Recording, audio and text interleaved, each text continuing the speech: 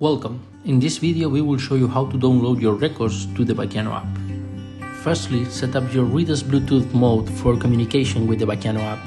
To do this, press the menu button, go to Settings, then Bluetooth, and finally select the BAQUEANO app option.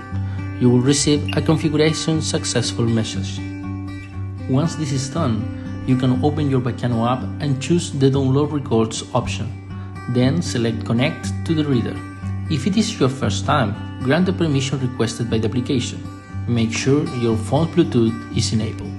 When the devices are connected, you will see the blue LED light on your reader. In the app, you have two options, Download and Archive or Download Only. For this example, we select Download Only. After the downloads are complete, you can choose to view all the download sessions or generate a report of your download. This report is a summary of the data, from where you can also view all the records.